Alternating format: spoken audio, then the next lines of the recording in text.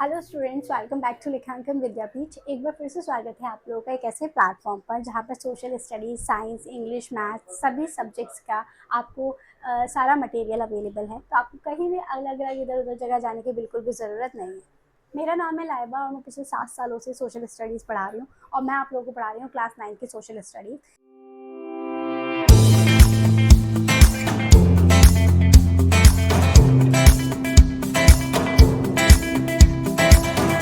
जिसका हिस्ट्री का चैप्टर 2 हम लोग कर रहे थे। पार्ट 1 हम लोग ऑलरेडी कवर कर चुके हैं, अब हम पढ़ेंगे इसका पार्ट 2। तो चलिए स्टार्ट करते हैं। Socialism in Europe and Russian revolution part 2। सबसे पहले the rise of socialism in Europe, यानी कि जो हमारा सोशलिज्म है, जो हमारा एक सोशलिज्म है वो यूरोप में किस तरह राइज हुआ। ठीक है। By the 1870s socialist ideas spread across Europe. Workers in England and Germany formed association to fight for better condition, reduce hours and voting rights. अब देखो, जिस दौरान ये सारी चीज़ें चल रही थी ना, उस दौरान बहुत सारी कंट्रीज में ना लड़ाइयाँ भी चल रही थी। उनके बारे में भी हम लोग डिस्कस करेंगे। सबसे पहले बात कर रहे हैं यहाँ पे 1870s की। सोशलिस्ट आइडियाज जो है वो एक मतलब स्प्रेड हुए पूरे यूरोप में। लोगों को अब लगने लगा देखो, जैसे आज के टाइम में क्या है, आज के टाइम में व्हाट्सएप है, फेसबुक है, कोई भी चीज़ होती है ना फॉरेन स्प्रेड हो जाती है। बट पहले ना चीज़ों को स्प्रेड होने में टाइम लगता था। तो अब आहिस्ता आहिस्ता, क्योंकि पहले लोग आजकल के लोगों की तरह नहीं होते थे इतने एक्टिव, न्यूज़पेपर वगैरह भी बहुत कम पढ़ा जाता था, बहुत कम लोग एजुकेटेड होते थे। तो आहिस्ता आहिस्ता 1870 में सोशलिस्ट आइडियाज जो है वो यूरोप में स्प्रेड होने लगे। Workers in England and Germany, जो भी इंग्लैंड और जर्मनी के वर्कर्स थे वो फाइट करने लगे बेटर कंडीशन की। उनको लगा कि भाई हम इतने कम वेजेस में इतनी ज़्यादा आवर्स दे रहे हैं, this is not fair. Reduce hours and voting rights, यानी कि अपने हमारे घंटे कम करो और हमें वोटिंग राइट दो। The second international coordinate these efforts globally, और दूसरा इंटरनेशनल कोऑर्डिनेट, ये जो एफर्ट्स हैं ये आपके ग्लोबली लेवल पर, मतलब ग्लोबल लेवल पर आ गए। Strong parliamentary presence by 1914 socialists never formed a European government, यानी कि जो सोशलिस्ट है वो एक यूरोपियन गवर्नमेंट को फॉर्म नहीं करना चाहते थे। Their ideas shaped legislation, but conservatives, liberals and radicals maintained control until Russia changed everything. अब क्या था देखो, इनके आइडियाज जो legislation, conservatives and liberals and radicals, सबके बारे में हम लोग पढ़ चुके। ये क्या चाहते थे, ये कंट्रोल करना चाहते थे अंटिल रशिया चेंज एवरीथिंग, जब तक रशिया में सब कुछ चेंज ना हो जाए। मतलब ये लोग नहीं चाहते थे कि रशिया में कुछ भी चेंज हो, और जो गवर्नमेंट है, गवर्नमेंट वगैरह को बनाना नहीं चाहते थे, इनके अपने बेनिफिट्स होंगे। तो ये लोग चाहते थे कि जो जो जैसा चल रहा है वो वैसा ही चलता रहे। अब देखो, द पेरिस कम्यून ऑफ 1871, देखो यहाँ पे हम लोगों ने पढ़ा कि ये लोग अपना कंट्रोल चाह रहे हैं। ठीक है, देखो यहाँ पे आ जाओ, द पेरिस कम्यून ऑफ 1871। अब पेरिस कहाँ पर है, हमने एक चैप्टर पढ़ा था फ्रांस रेवोल्यूशन, फ्रांस का कैपिटल है पेरिस। ठीक है, तो आप लोग ये बात याद रखना, शायद ये बात मैंने आप लोगों को जब वो चैप्टर पढ़ाया था तब भी बताई थी। अब हम वापस फ्रांस पर आ गए, यानी पेरिस पर आ गए, 1871 पर आ गए। A revolutionary movement. The Paris Commune saw workers and ordinary citizens take over the town council between March and May 1871. Though crushed by government troops, it becomes a powerful symbol of socialist revolution worldwide. अब हुआ क्या, जो workers और ordinary citizens थे उन्होंने क्या करा, मार्च और मई के दरमियान 1871 में ये गवर्नमेंट के द्वारा मतलब क्रश कर दिए गए, गवर्नमेंट के जितने भी ट्रूप्स वगैरह थे। और एक ये यहाँ पे एक देखो, ये देखो कि एक लड़ाई का वो स्टार्ट हो गया। ये एक सिंबल था, ये एक सिंबल था सोशलिस्ट रिवॉल्यूशनरी वर्ल्ड वाइड, यानी कि सोशलिस्ट रिवॉल्यूशन मतलब पूरे एक वर्ल्ड वाइड लेवल पर जो है रिवॉल्यूशन आए, ये एक सिंबल था। Two lasting legacies, the workers red flag adopted by revolutionaries, the Marseillaise as a symbol of liberty. देखो, जो वर्कर्स थे उन्होंने ना रेड फ्लैग लिया, तो ये 1 मार्क क्वेश्चन में आ सकता है। रेड फ्लैग लिया अडॉप्टेड बाय रिवॉल्यूशनरीज, यानी रिवॉल्यूशनरी को अडॉप्ट करने के लिए। और the Marseillaise as a symbol of liberty, और ये जो मर्सलाइज था ये था सिंबल ऑफ लिबर्टी का, यानी कि आज़ादी का। अब देखो हम अक्टूबर पर आ गए, अक्टूबर 1917, ये वाला सिंबल देखो ध्यान से, इसके बारे में अभी हम पढ़ेंगे, डिस्कस करेंगे। In one Europe's least industrialized state, socialists achieved what seemed impossible. They took over the government through revolution. यानी कि एक यूरोप में इंडस्ट्रियलाइज स्टेट की बात करें, सोशलिस्ट अचीव की बात करें, या फिर इम्पॉसिबल किसी भी चीज़ की बात करें, ये सब क्या था, they took over the government through revolution, यानी कि सारा कुछ रिवॉल्यूशन मतलब गवर्नमेंट के टुक ओवर पर था। The fall of monarchy in Feb 1917 and the October Revolution transformation in Russia and the world. But how did this happen? That is very important. देखो monarchy जो है फेल हो गई 1917 में, और अक्टूबर में एक रिवॉल्यूशन आया, एक ट्रांसफॉर्म्ड हुआ रशिया में। रशिया की बात कर रहे हैं हम, रशिया बहुत बड़ा एक कंट्री है, ठीक है, अकॉर्डिंग टू एरिया मैं बात कर रही हूँ, एंड द वर्ल्ड। अच्छा रशिया में आया और वर्ल्ड में आया, but how did this happen, लेकिन ये हुआ कैसे, ठीक है।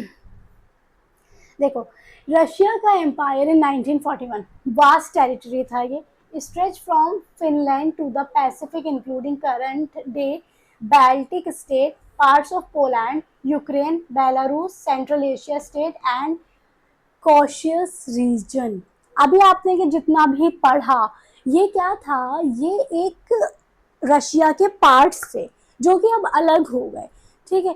तो मतलब रशिया जो है वो काफ़ी बड़ा एक कंट्री था। Tsar Nicholas II ruled as absolute monarch over this diverse empire with unchallenged authority. और सोचो ये पूरा एम्पायर है और सिर्फ एक बंदा इस पर रूल कर रहा है, मतलब सिर्फ एक टीसार निकोलस सेकेंड जो है इस पर रूल कर रहा था। तो लोगों को तो ऑफकोर्स बुरा लगेगा ही, उनको तो रिवॉल्यूशन चाहिए। रिलीजियस डाइवर्सिटी थी इसमें, Russian Orthodox Christianity dominated but included Catholics and Protestant, Muslims and Buddhist. अब देखो इसमें रिलीजियस कितने थे, इसमें वो थे हिंदू थे, मुस्लिम सॉरी बौद्धिस्ट थे, मुस्लिम थे और क्रिश्चियन थे।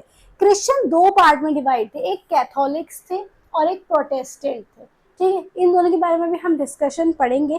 कैथोलिक और प्रोटेस्टेंट में एक माइनर सा डिफरेंस होता है, इसमें माइनर तो नहीं कहेंगे, काफ़ी बिग डिफरेंस होता है। इसमें एक है जो मतलब जिन्होंने थोड़ा सा मॉडिफाई कर दिया है, चेंज कर दिया है, और एक है जो चेंज नहीं चाहते हैं। तो अभी हम डिटेल में पढ़ेंगे, बट जो मोर क्वांटिटी में थे वो क्रिश्चियन थे रशिया में। अच्छा अब बात करेंगे इन एग्रीकल्चर जाइंट की।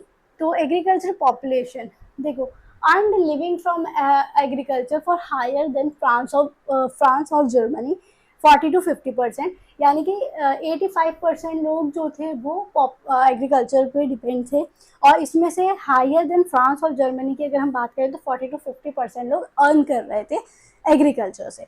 अच्छा विमेन वर्कर्स 31% थी, made a factory labour force by 1914, paid half to 3/4 of men's wages. मतलब देखो जैसे मान लो मेंस की जो है 20,000 अगर सैलरी होती थी, तो विमेन की जो है ना इनका 3/4 हिस्सा ही होता था, इतना डिफरेंस था, half to 3/4 of men's wages. अच्छा इसका हाफ, 3/4 का हाफ, यानी कि 7,500 रुपये, इतना डिफरेंस था। जबकि वो मेहनत इक्वल कर रही हैं, काम उतना ही कर रही हैं, आवर्स उतने ही दे रही हैं, लेकिन उनका जो सैलरी थी वो कम थी। Russia was a major grain exporter. देखो रशिया जो है बहुत बड़ा ग्रेन एक्सपोर्टर बन गया था। Industry existed in pocket Saint Petersburg and Moscow, where factories and craft workshop operated side by side. यहाँ पे फैक्ट्रीज एंड क्राफ्ट वर्कशॉप जो है वो भी ऑपरेट की जाती थी side by side, Saint Petersburg and Moscow करते थे, ठीक है।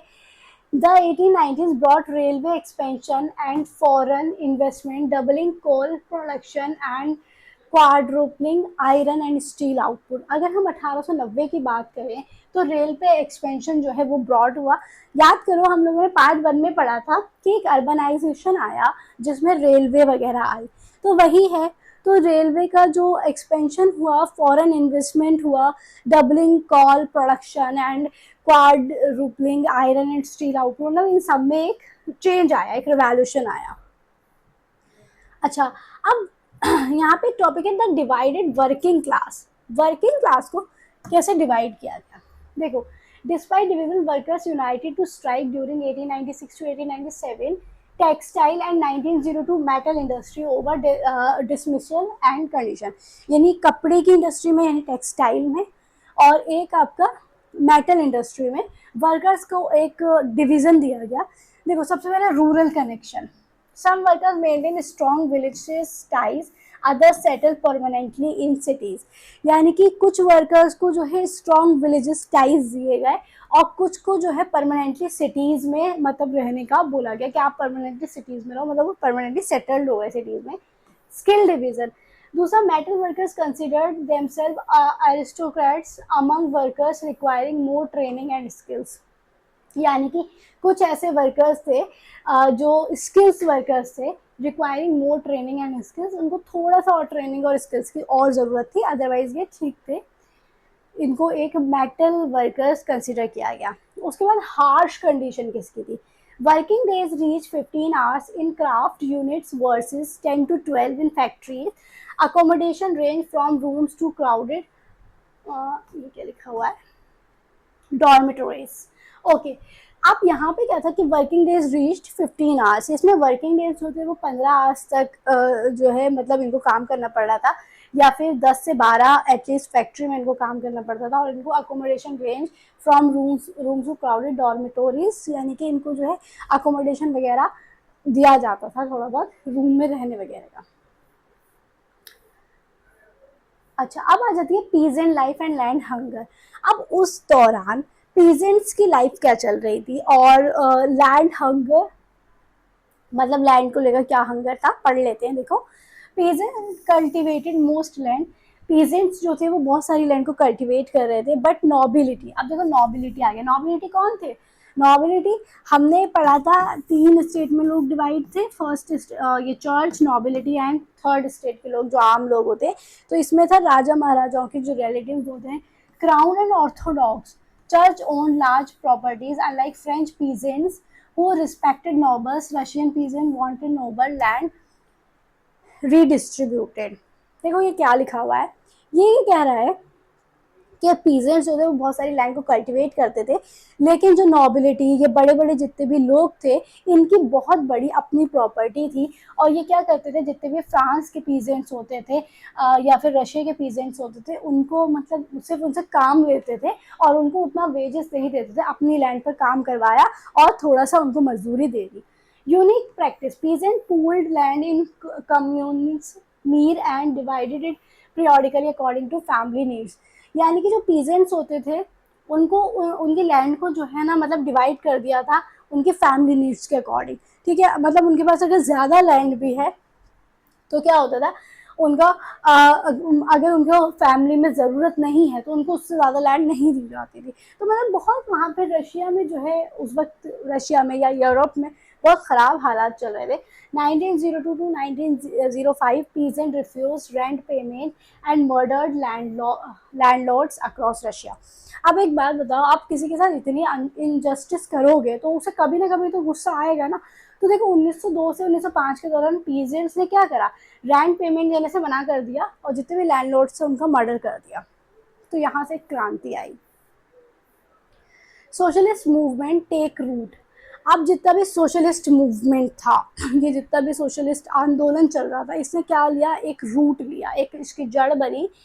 1898 Russian Socialist Democratic Workers Party founded by Marxist socialist operated illegally setting up newspapers and organising strikes.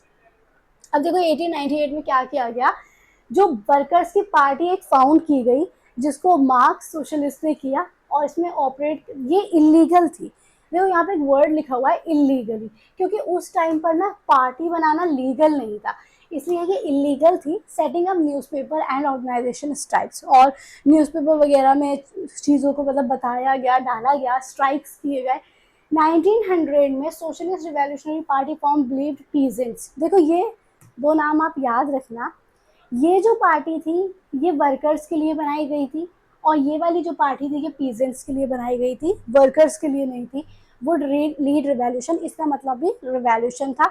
ये शहर में बनाई गई थी क्योंकि ये वर्कर्स के लिए थी, और ये रूरल यानी आपका ग्रामीण गांव के लिए, पीजेंट्स के लिए, ठीक है।